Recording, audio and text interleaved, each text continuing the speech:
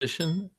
I'm Dr. George Flynn, a physician, a radiologist in Memphis, Tennessee, and I just wanted to give you an interesting quiz, and it's will be several sections, but I just wanted to discuss with you. And don't worry, there's no grades here.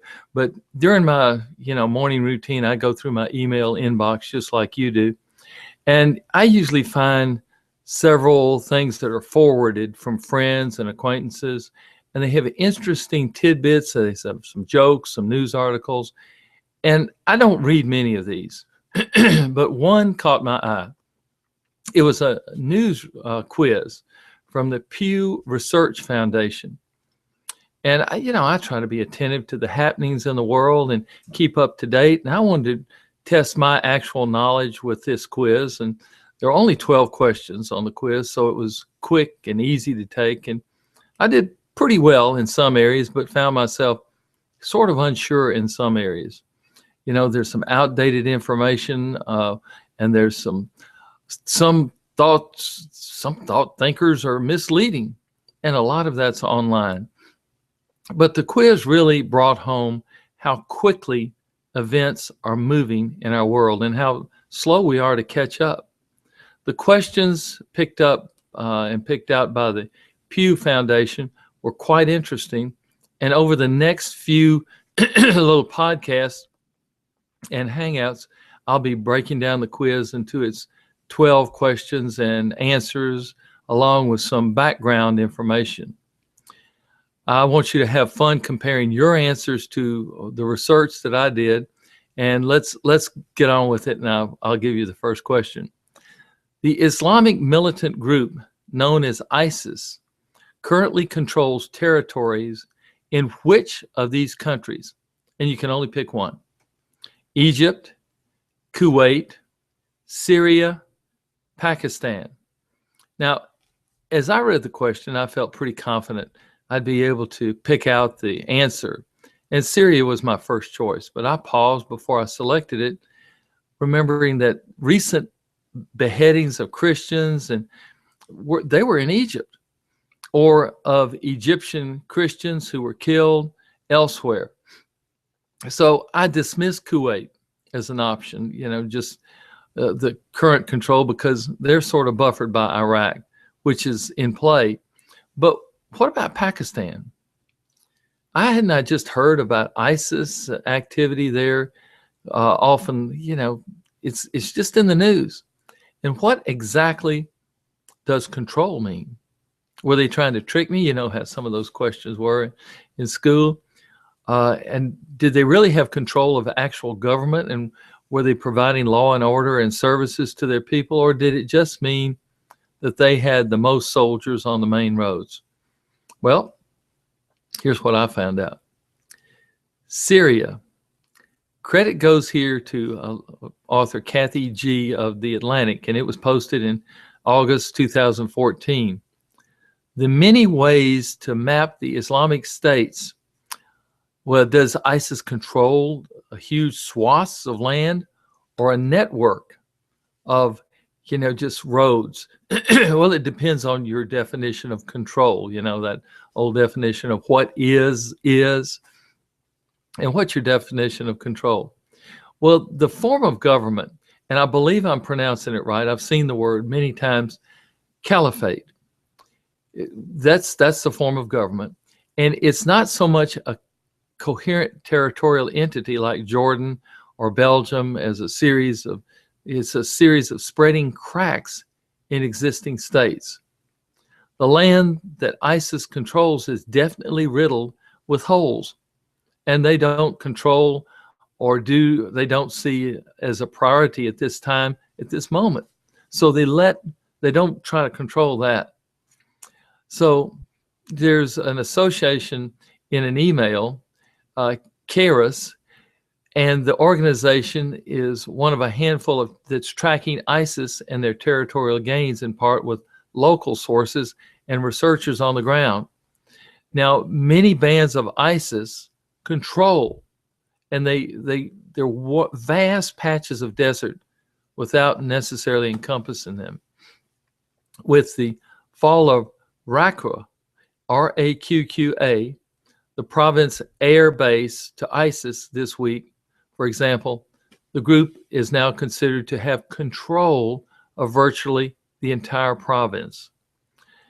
And this means controlling major cities and, yes, roadways. But you also have to realize that, some of that area is desert. So what does control of that kind of land even, what does it mean? Even The Economist, their map shows where ISIS is present in controlling or contesting territory. Now, there's a broad depiction of what the caliphate may be. Under that definition, a map of ISIS wouldn't have changed much since June, despite that's June of last year, 2014, despite those recent gains of ISIS.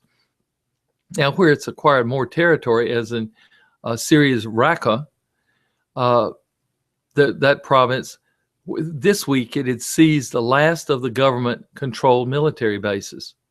ISIS was in many cases already present. The difference now is that ISIS has won more battles and as a result has more infrastructure and resources and funds to be able to defend. It defends what it calls the Islamic State. But to say that ISIS controls a territory stretching from one area of the country up to the other area of the country and up to a country called Mosul, and it's right next door to Nineveh.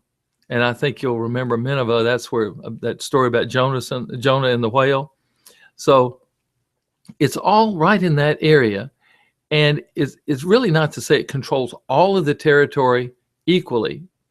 The New York Times in August 20th, 2014, they had a depiction of the self-proclaimed ISIS or Islamic State.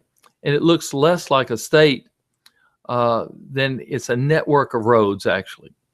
So ISIS does militarily control some land in Syria and some cities, but not in the uniform way in which we map out our countries and governments. Think of the Korean conflict and the winning of the hills. Some of us remember that. Okay, Cairo. Now, there was a video released Sunday night by the Islamic State, and it appeared to show the mass beheading of at least a dozen Egyptian Christians by fighters in recently formed Libyan arm of the militant group.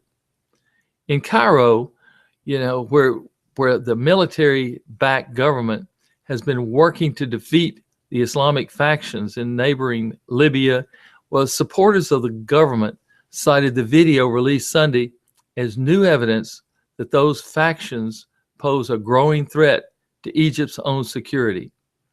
Egypt is in the hot seat, but there's really no official or military ISIS control yet. Pakistan.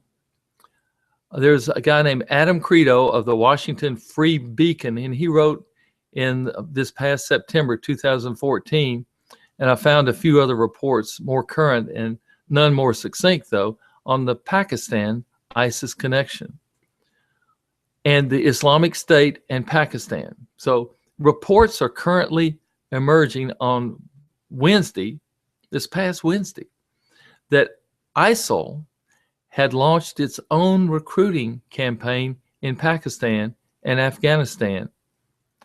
That's where the terror group is said to be distributing pamphlets urging locals to join its fight to establish a caliphate, a form of government, according to Pakistan's Express Tribune. The simultaneous recruiting efforts by Al-Qaeda and ISIL in the Southeast Asia is a sign that the terror groups are in competition in the region, with Al-Qaeda seeking to reassert its dominance as ISIL grows in popularity, according to regional experts. The big question here is going to be, will there be competition between ISIS and other hardline jihadist groups already operating in Pakistan, or will they in fact come together in some way in an earlier generation of jihadists where they came together with Osama bin Laden when Al-Qaeda was founded? Pakistan has no current Islamic State controlled areas yet. Kuwait, as I sort of surmise, Kuwait is benefiting from being buffered by Iraq. The northern Iraq area of Shiite controlled and is Sunni-based movement. This Sunni-based movement and all of these things that are buffering this country. Interesting, there is some indication that Kuwait money now is funding the Islamic State movement. While that type of terror financing has been officially outlawed, it appears the law is not being enforced. We would do well to keep our eyes on Kuwait. The correct answer for the quiz is currently Syria, but nearly all of the region is vulnerable.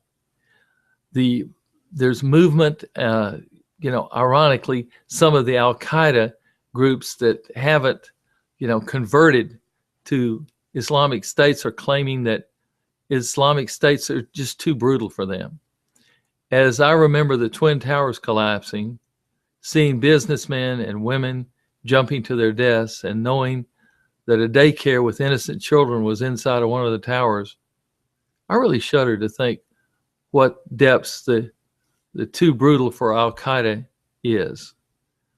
What these Islamic State groups may sink to in their quest for power. We'll have another question and answer period tomorrow, and I hope you'll be in tune because these questions are very interesting and I think they need to be addressed real fast, and it'll help your knowledge of the area. Thank you very much for watching. We'll see you tomorrow.